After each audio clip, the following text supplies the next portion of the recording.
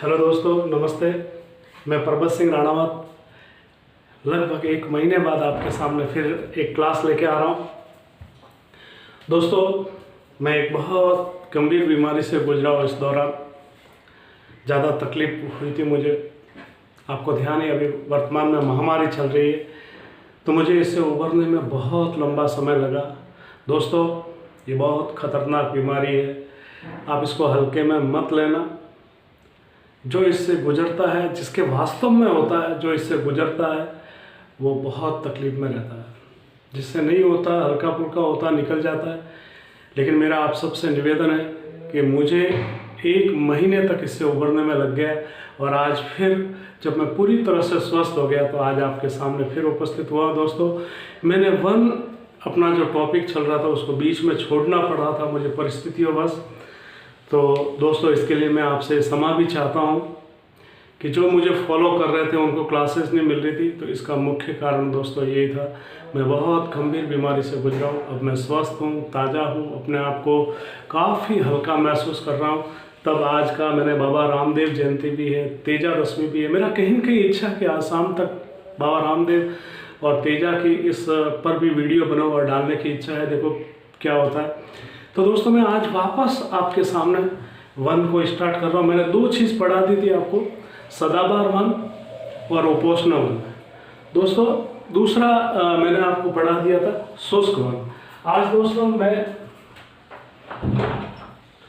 मैं इसका तीसरा चरण इसके लेके आ रहा हूँ कि किस किस क्रम में हमको इनको पढ़ना है। तो मैं लेके जो आ रहा हूँ आपके सामने, देखना, उसको हम सागवान 1 भी कहते हैं, सागवान 1 भी कहते हैं। इसको उष्णकटिबंधीय आर्द्र सागवान 1 भी कहते हैं,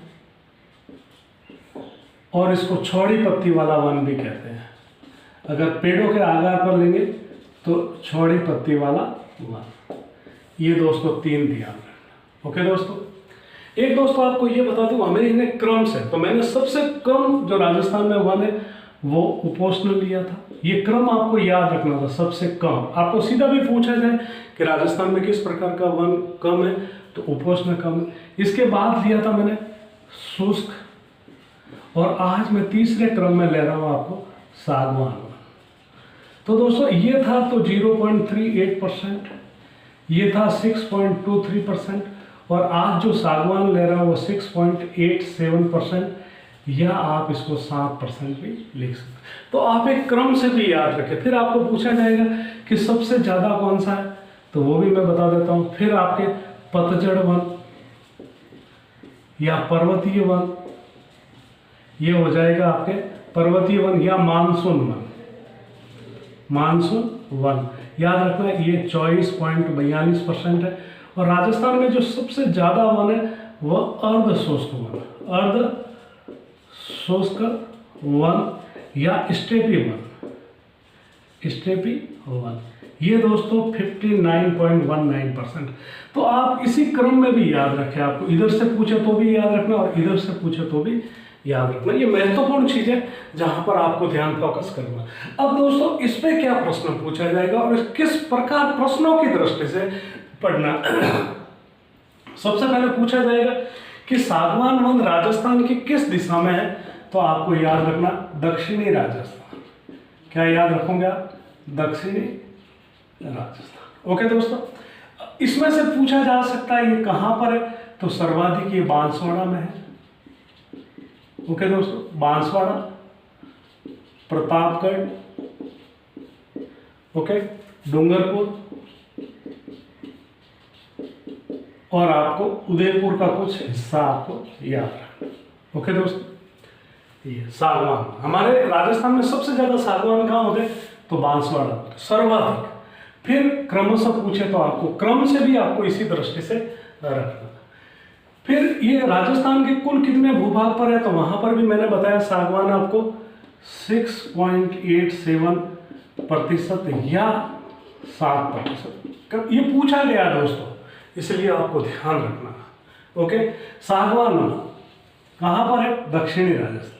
सबसे ज़्यादा का बांसवाड़ा में, फिर प्रतापगढ़, फिर डूंगरपुर, फिर उदयपुर। इसको देखना चौड़ी पत्ती वाले वन भी कहते हैं। क्यों कहते हैं, इसका कारण है दोस्तों, यहाँ पर राजस्थान की सबसे ज़्यादा वर्षा होती है, यानी 80 से 110 सेंटीमीटर वर्षा होती है। और जब निरंतर वर्षा होती है तो उन पेड़ पौधों की पत्तियां हैं वो चौड़ी हो जाती है, और इसलिए इसको चौड़ी पत्ती कहते हैं। ये हमारा क्षेत्र आर्द्र भी रहता है, जब ज़्यादा नमी रहती है, ठीक है दोस्तों, तो आर्द्र भी रहता है। दूसरा आपको मैं इसमें बता दूं कि इसमें कौन कौन से वृक्ष सबसे ज़्यादा होते हैं। तो नंबर 1 तो सागवान है ही, नंबर 2 अपने बरगद जो भारत का राष्ट्रीय वृक्ष है, नंबर 3 पे गूलर, फिर बांस और फिर आम। दोस्तों याद रखना, ये प्रश्न आरएस प्रीलिम्स में पूछा गया, आरएस प्रीलिम्स में पूछा गया कि इस प्रकार के वृक्ष, और ये पर्टिकुलर नाम, और ये सारे ऑप्शन में थे, सागवान, बरगद, गूलर, बांस और आम, ये ऑप्शन में थे दोस्तों। इसलिए आपको ध्यान रखना कि सर्वाधिक कहाँ पर होता है, ये देखना सागवान। वैसे एक चीज यहाँ से मैं और ले लेता हूँ आपको, कि अगर आपको पूछे कि राजस्थान की मरुशोभा, राजस्थान का पुष्प, राजस्थान का टीक और पश्चिमी राजस्थान का सागवान, पश्चिमी राजस्थान का सागवान, तो यहाँ पर दोस्तों बिल्कुल अलग आंसर आएगा, बिल्कुल अलग, और वह हो जाएगा रोहिड़ा। क्या हो जाएगा दोस्तों, यहाँ आंसर रोहिड़ा हो जाएगा। ये ध्यान रखना आपको। बरगद जिसे फाइकस बेंगलेसिस कहते हैं, भारत का राष्ट्रीय वृक्ष है। बांस जिसे बम्बू भी कहते हैं, 48 वर्ष में एक बार फल फूल देते हैं, उसके बाद में मृत्यु हो जाती है। आम आपको ध्यान ही है कि राजस्थान और भारत में सबसे ज़्यादा यदि किसी फल का उत्पादन होता है तो वह आम। तो आप इसके बारे में ध्यान रखना दोस्तों कि यहाँ से क्या क्या है। दूसरा आपको ध्यान रखना, एक चीज़ और बता दो कि इन यहाँ जो दक्षिणी राजस्थान, अगर आपको पूछे कि राजस्थान में किस प्रकार के वनों की सबसे ज़्यादा ऊंचाई होती है, तो यहाँ लगभग 18 से 21 मीटर तक यहाँ के पौधे ऊंचे होते हैं, ऊंचाई लिए हुए, सबसे ज़्यादा ऊंचाई लिए होते हैं। फिर यहाँ पर सागवान के वृक्ष है, तो सबसे ज़्यादा आपके फर्नीचर और मजबूत लकड़ी कहाँ पर पाई जाती है, तो यहीं पर। फर्नीचर किस लकड़ी से, तो सागवान से सबसे ज़्यादा। मुलायम सागवान होता, कठोर नहीं होता दोस्तों, मुलायम होता है, तो मजबूत भी होता है, और फर्नीचर बनाने के लिए है जो ये काफ़ी काम में आता है, फर्नीचर है। और भवन निर्माण में भी कह सकते हो, वही फर्नीचर हो गया। तो ये आपको ध्यान रखना। बड़े बड़े रूप में एक बार फिर बता देता हूँ, सागवान के वन कहाँ पर है, दक्षिणी राजस्थान। दोस्तों जितना रिपीट करोगे उतना अपने लिए बेस्ट है। सागवान के वन कहाँ पर है, दक्षिणी राजस्थान। सबसे ज्यादा कहाँ पर है, बांसवाड़ा, फिर क्रमशः प्रतापगढ़ी। राजस्थान के कुल कितने भूभाग पर है, तो ये 7 पर। ये दोस्तों क्रम से मिलान में भी आते हैं, इधर भी ध्यान रखना आपको। यहाँ पर कितनी वर्षा होती है, तो 80 से 110 सेंटीमीटर। सागवान, बरगद, गूलर, बांस और आम, ये दोस्तों फिक्स याद रखना आपको, इधर से इधर नहीं ले जाना आपको। बांस है जो पतझड़ वाले वन में भी जाएगा, लेकिन ये 3 सागवान, बरगद, गूलर और आम, ये दोस्तों फिक्स इसी में ही जाएगा। अब मैंने इसको सागवान देखना, राजस्थान का, पश्चिमी राजस्थान का सागवान है, राजस्थान का टीक भी सागवान को कहते हैं। इसलिए मैंने बताया कि राजस्थान का टीक किसे कहता है, या राजस्थान का पुष्प कौन सा, मरुशोभा कौन सी, तो इसका सबका आंसर रोहिड़ा आएगा, टिकोमेला अंडुलेटा आएगा दोस्तों। ओके, तो ये ध्यान रखना। तो ये दोस्तों था हमारा सागवान वन। अब मैं आपको इसको आगे लेके जाता हूँ दोस्तों, कि हमारा ये आगे इस प्रकार अगले वन पे चलता हूँ मैं, क्रम पे, कि कौन सा क्रम है इसमें।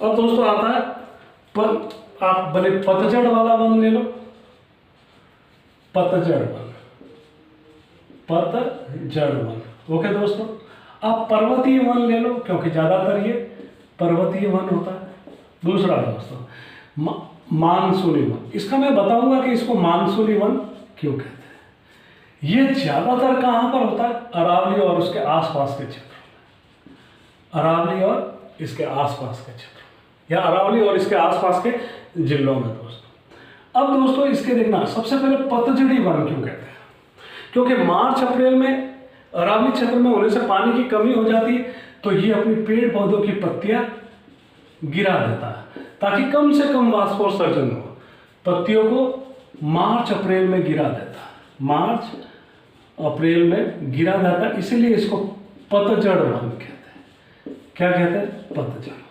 पर्वतीय वन अरावली क्षेत्र में होने के कारण मानसूनी वन, जब मानसून वापस आता है, जब हरा भरा हो जाता है तो पत्तियां फैल जाती, तो इसको मानसूनी वन भी कहते हैं।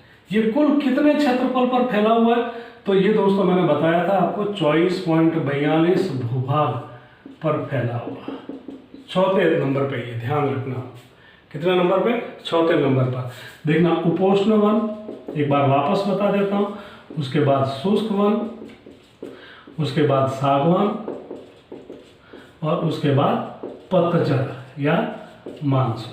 याद रखना, चौथे नंबर पर। ओके, अब इसकी सबसे ज्यादा खासता कि सबसे ज्यादा यहाँ पर कौन सा वृक्ष पाया जाता है, तो वह है दोस्तों धोकड़ा। अगर आपको पूछे राजस्थान में सबसे ज्यादा वन कौन सा है, तो वृक्ष में पूछे तो धोकड़ा।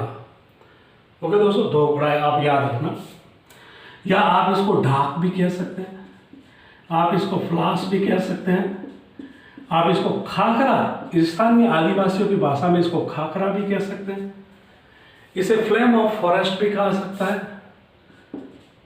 फ्लेम ऑफ फॉरेस्ट भी कह सकते हैं आप, फ्लेम ऑफ फॉरेस्ट। इसको जंगल की आग भी कह सकते हैं आप, जंगल की आग भी कहा जाता है। और दोस्तों मैं स्थानीय भाषा में बता दूं, जब गर्मियों के दिनों में लू लगती है तो इसके पानी को भिगोकर शरीर पर लगाते हैं, तो ये ध्यान रखना, ये बहुत महत्वपूर्ण है। दूसरा वृक्ष जो है यहाँ पर सालर है, जिसे बॉस्वेलिया सेरेटा भी कहा जाता है। तीसरा जो वृक्ष है, देखना, बॉस्वेलिया सेरेटा। खैर, जिसे अकेसिया केचू भी कहा जाता है, और इसे कत्था बनाने का काम आता है। पान के अंदर जो खाते हैं दोस्तों, कत्था बनाने का काम आता है। ओके दोस्तों, फिर इसके अंदर नीम, मैं आपको बता दूं, नीम है, पीपल है, अशोक है, बहेड़ा है और बांस है। ठीक है दोस्तों, ये वृक्ष यहाँ पर मुख्य रूप से पाए जाते हैं। तो इनको बड़े रूप में आपको विशेषकर देखना, धोकड़ा को ढाक भी किया जाता है दोस्तों, थर्ड ग्रेड में पूछा गया। पलास या फ्लास, पलास भी कहा जाता है इसको, पलास। ठीक है दोस्तों, पलास। खाखरा, फ्लेम ऑफ फॉरेस्ट, जंगल की आग, प्लस एक जाल या पिलू का वृक्ष भी यहाँ पाया जाता है दोस्तों, लेकिन उसको अपन अंतिम जो है उसमें पढ़ लेंगे। तो अब ये कितने बहुत देखना एक बार, पतझड़ी वन कहाँ पर होता है, या पर्वतीय वन भी कहते हैं, मानसूनी वन भी कहते हैं। पतझड़ वन क्यों कहते हैं? मार्च अप्रैल में ये पत्तियां गिरा देती है, इसलिए इसको पतझड़ी वन कहते हैं। पर्वतीय वन ये ज्यादातर अरावली भाग में है, इसलिए मानसूनी वन, क्योंकि मानसून पर ज्यादा आधारित है और मानसून आने के समय ये अपने वापस पेड़ वाले पत्तियां और इसको खड़ा कर देता है। ये राजस्थान में कुल कितने भूभाग पर है, तो 24.42% यानी कि चौथे नंबर पर। सबसे ज्यादा वृक्ष कौन सा है, तो धोकड़ा है, जिसे ढाक भी कहते हैं, जिसे पलाश भी कहते हैं, जिसे खाखरा भी कहते हैं, जिसे फ्लेम ऑफ फॉरेस्ट भी कहते हैं, जिसे जंगल की आग भी कहते हैं। ये ध्यान रखना दोस्तों, कहीं न कहीं ये महत्वपूर्ण। सालर है, जिसे बॉस्वेलिया सेरेटा भी कहते हैं। खैर है, जिसे अकेसिया केचो भी कहते हैं, जिसे कत्था बनाने के काम आता। नीम दोस्तों आपको ध्यान ही है, बहुत महत्वपूर्ण पौधा है।